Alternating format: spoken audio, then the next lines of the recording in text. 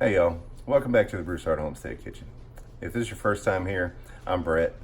Today we're going to be making one of our favorite Cajun meals.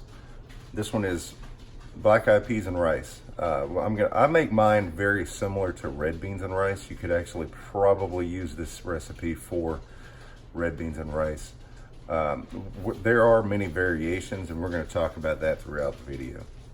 If you've been here before, you know that we love to cook in our cast iron pots. But because we're cooking beans, I'm using this Magnolite pot.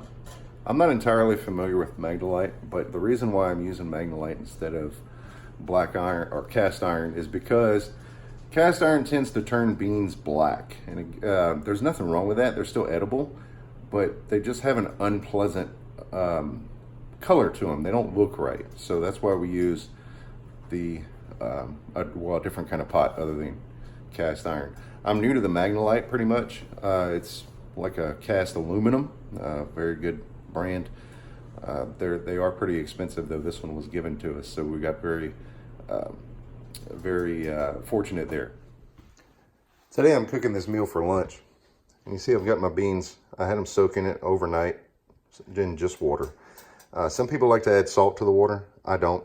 It doesn't really matter. I can add the salt while it's cooking, whatever. I've got 1.5 pounds roughly of beans here. And the reason why is because we store our beans long term.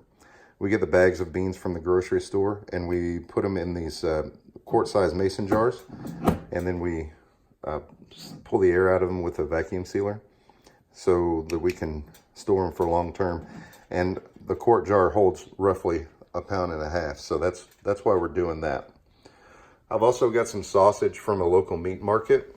This one is from Little Cochons over here in Lacassine, Louisiana. That's it. The sausage from a local meat market, to me, it's fresher. It's got the smoke flavor that I love. So that's why we use that. And I've already chopped an onion, a large onion, ready to go. My pot's warming up and we're gonna get started here. My first step here is going to be to start browning the sausage, and I'm going to do that in this pan, the pot that I'm going to make the whole meal in, because I want to preserve all the oils and fats that come out of the sausage. You may not get all of the as much oil from any other like grocery store sausage, anything like that. You may use, instead of sausage, you could use ham hocks or bacon, any other meats that you prefer in this dish. I like the fresh sausage.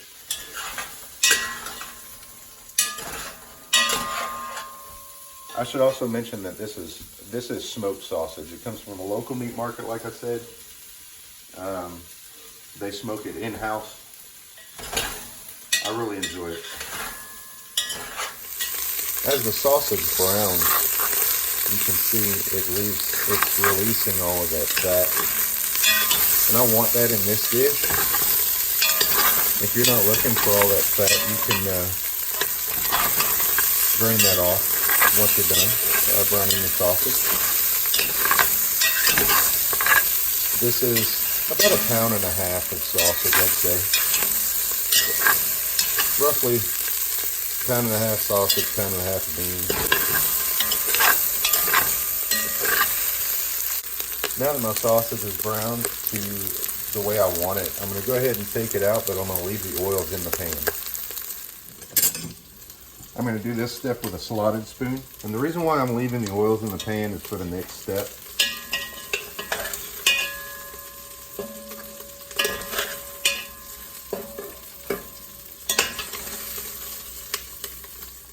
And that next step is to add our onions and start frying those down. You don't have to use the oil from the sausage, or if you use a different meat that doesn't create so much oil, you could add butter at this point, any kind of oil that you choose. And I'm also, since I don't have any fresh green peppers, bell peppers on hand, I'm going to take some frozen ones and put in there. These are some frozen bell peppers from our garden. That's the reason why we don't have any fresh ones on hand. It's later in the year right now, so they're not producing so much. This is going to be about 1 large bell pepper's worth of frozen cubed peppers. A little more. Also, I don't have celery, fresh celery on hand because we've grown that as well. And our celery, we like to dehydrate and powder our celery, so we've got celery powder. That won't get added right now. That'll get added with the spices. And we're going to saute this down until the onions are transparent and translucent, so you can kind of see through them. And then we're going to move on to the next step. So this is about what I want my seasoning vegetables to look like when they're done. At this point, I'm going to add my sausage back in. Sausage goes back in with what oils did come out. Again, my preference. You don't have to keep the oils if you choose not to. Oh, wrong spoon.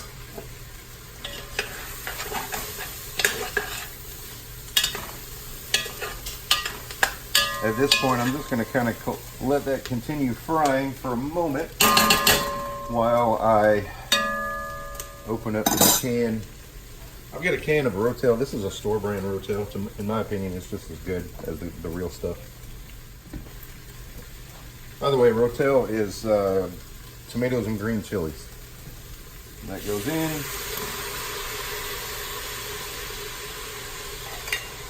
A little stir. I'm not in a rush here because the Rotel kind of cools things off. At this point, I'll show you what this looks like. It's looking pretty good already. I could eat that by itself. At this point, I'm going to take my beans, which have been soaking overnight, and I'm just going to put the beans, water and all, right in here.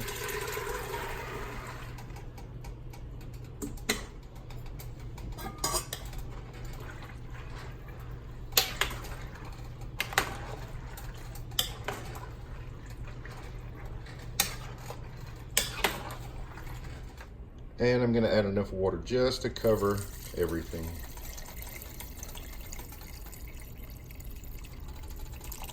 That looks pretty good there. You could use a broth instead of water, but I'm going to show you my little trick, what I like to do. I like to turn the water into broth using bouillon cubes.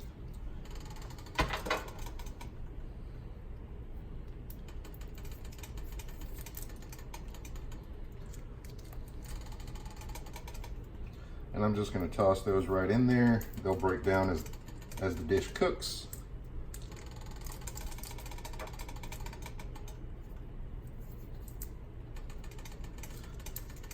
I'm using 3 today. It's really up to you. Now at this point, we also want to put in our spices. So I'm going to do a generous sprinkling of thyme. This is dried thyme.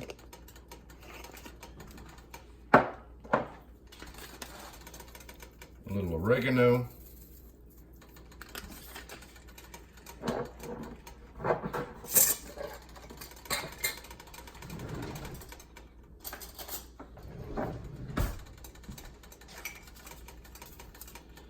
That celery powder that we talked about.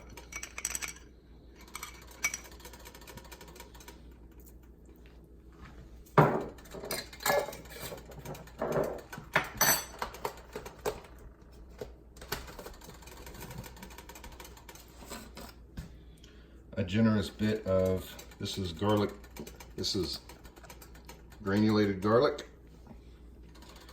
Fresh garlic is acceptable, garlic powder is okay. I wouldn't use garlic salt. You'd probably end up with a dish that's too salty. And then we've got a Creole seasoning blend. This is Tony Chachere's that we love. Really makes it taste like good old Creole cooking. And that one's going to be as much as you want to put in.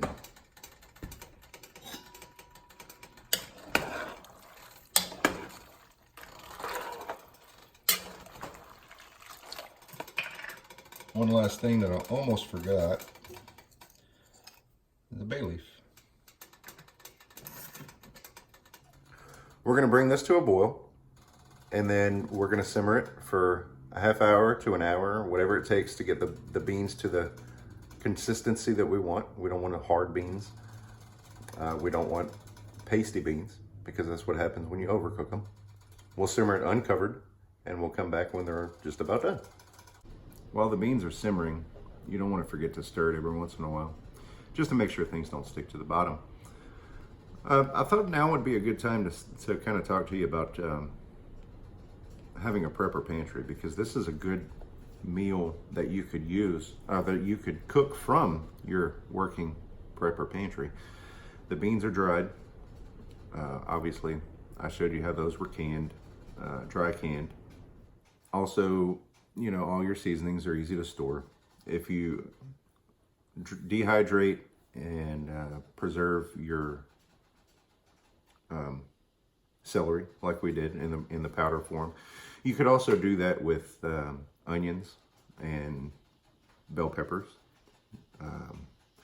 You could get away with making this entire meal from your canned goods. Really, the only thing that you would have to change up is probably the meat.